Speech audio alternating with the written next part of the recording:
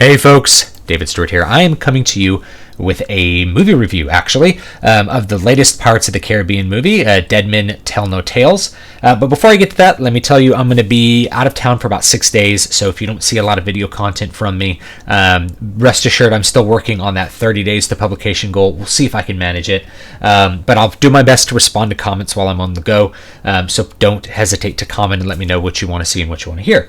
Now, on to Pirates 5. This is Dead Men Tell No Tales. It's the 5th Pirates of the Caribbean movie. It sucks. It's not very good, and there's a whole bunch of reasons, and I'm just going to kind of lay out the obvious reasons of what ended up structurally making this movie not a very good movie. But before I get to that, let me talk about some of the things that are okay with the movie or are good with the movie, because it's hard to find a movie that's just completely bad with nothing at all redeemable. This is a high production movie, and you're going to get some high production things out of it, even if the story and pretty much everything to do with the production is kind of a mess. So first of all, the visuals are really good, and they might be the best of the series so far. The special effects visuals are certainly quite good. It's edited fairly tight with the action, as a lot of modern movies are, but not so tight that you can't tell what's going on, not so tight that you don't get a good shot and kind of see the scenery and see what's going on. And editing generally through the movie is okay, but what kind of got edited out was really the time that you needed to spend in dialogue, having the story exist through dialogue, and I'll talk about that in a minute. So in general, it's visually a good movie. There's some really creative cinematography that's used in it in some of the action sequences, particularly in the first half of the movie. There's a part where Johnny Depp's on the guillotine, and the guillotine breaks, and there's like chaos going on, and he's like spinning around, and there's like a camera mounted to his face, and you can see like the guillotine blade going up and down, just almost cutting his neck off. That was just such a creative element stuck in the middle of what would otherwise be kind of a hack job movie. I kind of had to mention it. So there's always some things. I think for longtime fans, there's enough fan service, there's enough Johnny Depp, there's enough Jack Sparrow stuff for them to think that it's kind of okay. They reveal some Jack Sparrow backstory a little bit that fans might like if you're really into those first 4 Pirates movies. But for everybody else, it's really going to come off as kind of irredeemable. And I think there's a bunch of reasons from the very get-go that set this movie up to be a failure, not just for general audiences, but for fans of the franchise as well. And I don't consider myself a really big fan of the Pirates franchise, but I enjoyed the first 3 movies, and I enjoyed them for what they were, which is pirate fantasy movies. And I thought they were technically well made, and they told what story they had pretty well.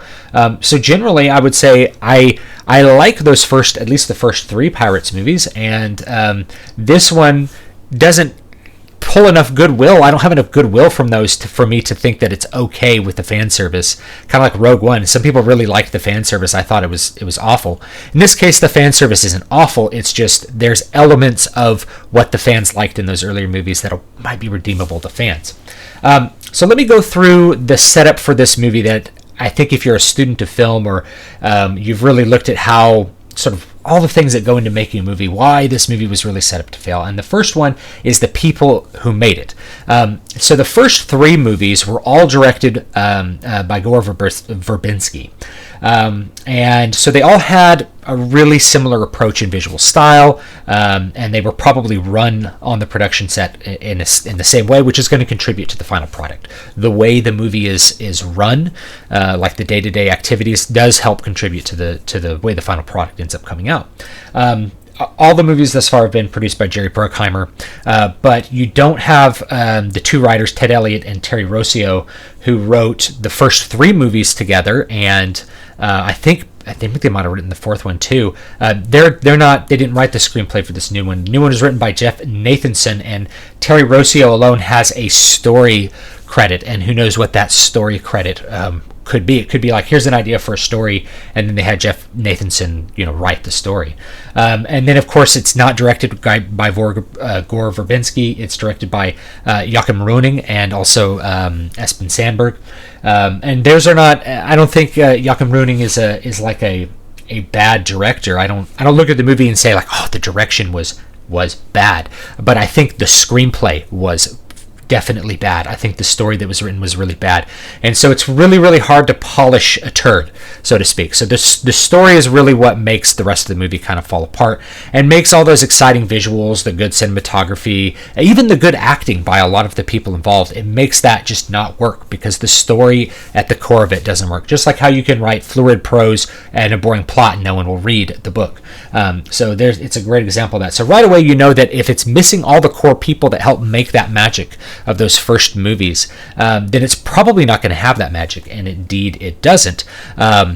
In a lot of ways, it's like you can't afford, studios do this sometimes with sequels. You can't afford to hire all the creative personnel that made the first one like a blockbuster hit, because they now require a higher amount of money in order to get started. So you hire people of lower value, and the product ends up being a lot of times of lower value because those writers are not writing what's their creation, they're writing someone else's creation, and it ends up being kind of like a creative, like doppelganger. You're trying to make a doppelganger of somebody else's like creative soul, and it just, to me, it never seems to work out.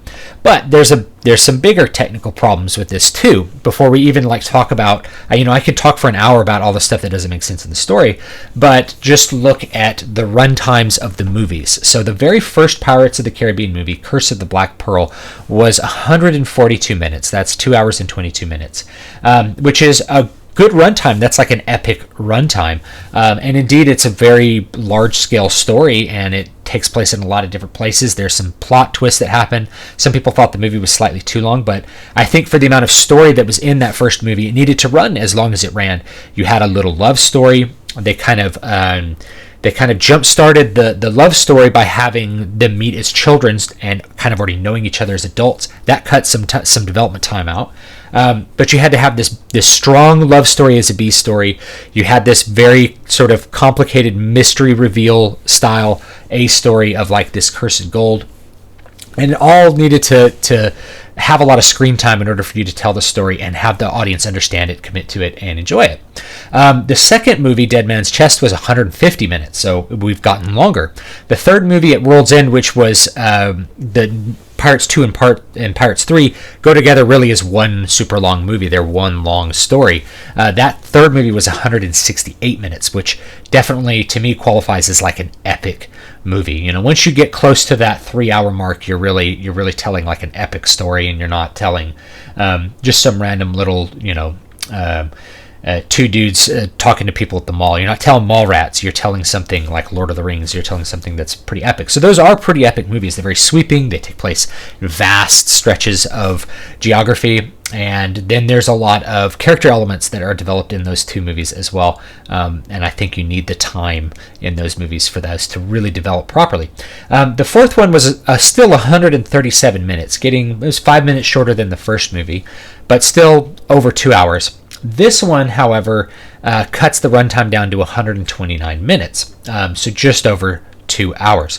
Now, that may not be that much. You're like, well, there's only 13 minutes difference between the first one and this new one, but in that 13 minutes, that's, if you want to think about 13 minutes in terms of like TV, that's more than half an episode of a sitcom, right? So you're missing possibly a significant chunk of one of the stories. And so what it kind of felt like to me when I watched this movie, I was really aware of the fact that they were trying to push the plot faster than it ought to have gone, and they were trying to push character development faster than it ought to have gone. And I knew it would probably end up being the shortest movie, basically from the second or third scene of the movie. And what they really did was they kind of hacked down the Love B story. They couldn't jumpstart it by having them meet as kids as they did in the first movie. But the whole movie, by the way, is just kind of like it's a bit of a recall. It's like a copy-paste of the original plot. You have these ghostly pirates. They want to kill Jack. They want something Jack has. They don't like Jack. Things happen that end up making them go to find this artifact, really kind of like a copy-paste of movies 2 and 3. Go find this artifact that's going to like set free these cursed sailors, as well as like the Orlando Bloom character from the earlier movies. And so you end up trying to copy paste all the all the beat sheets from the first one. You have a scene that takes place in the past with a boy, and then you have it go into the future, just like the first movie. You have ghostly pirates who sort of set up the stage of wanting to like kill Jack Sparrow. You have objects around Jack that have some sort of significance, and a lot of times they act in ways that aren't explained.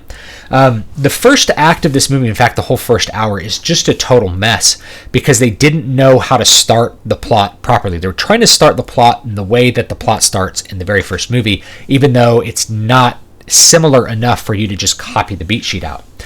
So you pretty much have no idea what's going on. There's these ghostly pirates. They want to kill Jack for some reason. Later on it's revealed kind of why they don't like Jack, but Jack's aims would actually set them free in a bunch of ways. So they're trying to kill the main characters while the main characters are actually doing things that would help them, which is kind of bizarre. Jack's compass has some power to release these ghost pirates from being imprisoned in this like Bermuda Triangle like area.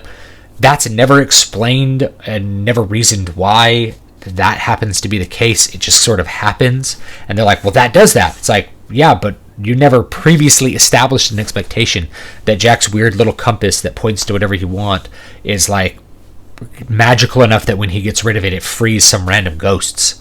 So it's never quite explained. They get to these different points in the story where things happen that are just bizarre and make no sense, where like stars light up on an island and they're walking around in them. The love story falls completely flat because you don't really believe that you don't believe in the characters even existing the way they are, much less them liking each other. Or liking each other, certainly in the span of time that the story takes, which would be like a couple of days.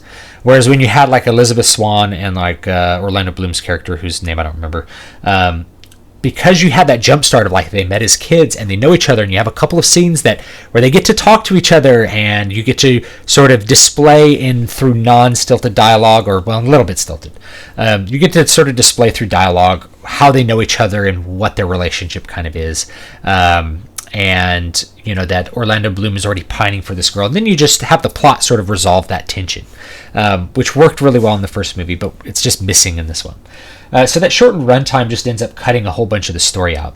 So you end up kind of watching it, and the plot just sort of leaves the audience behind. It's so convoluted that if it makes any sense, I missed it, but I don't think it really makes a lot of sense. I think that there's just a lot of, they get to a plot point and they're like, well, this object does this now. And it's like, okay, oh, that does this. And it's like, okay. Like they kind of wrote it as they went and then backfilled stuff to like make it make sense.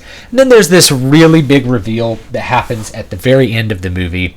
And I'm not going to spoil it for you, but it is, I cringed in anticipation of like, they're going to do this reveal because this would be the cheesiest, dumbest reveal they can do. And then they did it, right? So overall, the movie is a mess. It comes off pretty bad, and it's mostly because the story is just absolutely... it's not a good story to begin with, and then trying to impose upon it a structure that doesn't fit that story makes it doubly bad. The redeemable parts, some of the banter with Jack, some of the fan service, I guess, the visuals are quite great, in no way make up for the fact that the story just sort of leaves you behind and acts erratically. I don't think it's really going to be a movie that pleases most Pirates of the Caribbean fans, and I don't think it's a movie that pleases people who aren't fans of the franchise. So if you aren't a fan of the franchise, you're probably going to hate it even more. But who knows? I mean, if you really like stimulating visuals, it's got plenty of those. If you like funny banter, it's got some of that. The whole first half of the movie, things happen without any reason, though, and so it takes a long time before the movie gains any kind of legs and can do anything that you can have any kind of sympathy or affection for. I forgot to mention, there's pirates on an island trying to steal stuff while they're on the island building a boat, like running away from soldiers to where they don't even have a boat, and they're somehow able to get away and be in the same town that they just like robbed a bank from. Happens in the first couple opening scenes, and it's just one of many things that don't make any sense in the movie. And it's kind of proof to me that it's like plots are irrelevant. If audiences are satisfied by this kind of movie, it just lets you know that the story is the least important part of what goes on. What's more important is the set pieces, the visuals, and like a little one-liner dialogue that you can write. And by the way, I'll mention one more positive thing, which was, Johnny Depp's a good actor, and he plays that character pretty well. Javier, I think it was Javier Bardem from No Country for Old Men. He does a great job as the villain as this. He's very creepy, and that's very effective. So there's still little effective things in the movie, but overall, nothing comes together to make one coherent product that you're going to end up coming away going, whoa, kind of, the first 3 movies, I think a lot of people left the theater going, whoa, and certainly I enjoyed what they were, which was fantasy pirate movies. I did mention that Hans Zimmer, I don't know if I mentioned this or not, but Hans Zimmer did not do the score for this one. He did the score for the first 4. And kind of like Rogue One, Zanelli, I think is the name of the composer for this new one. He does sort of a doppelganger score, where there's themes from Hans Zimmer's movie sprinkled in among, kind of generic movie score compositions of like, here's some dissonant chords and here's some rhythmic brass, the kind of standard stuff you hear that's not John Williams or Hans Zimmer thematic stuff, original thematic scores, and it's apparent, and so the score comes off as weak, and then there's lots of places where the score just doesn't really fit what's going on quite as well as if Hans Zimmer had done it. So all in all the elements that made the original movies good, including the runtime, the editing, everything, it's all gone from this movie. So you're kind of watching a weird fan movie of Pirates of the Caribbean starring Jeffrey Rush and Johnny Depp, which is, kind of an odd repeat of like what we saw with Star Wars. So overall, yeah, I don't like it. Give me your opinions of it down below, and let me know sort of what you think contributed to the failure of the movie. Or if you liked the movie, tell me what you liked about it and what things you thought were good enough to overcome any of the bad stuff, or if you even recognize the bad stuff that I was talking about. So you guys have a great one, and I'll see you in a couple days. Fare thee well.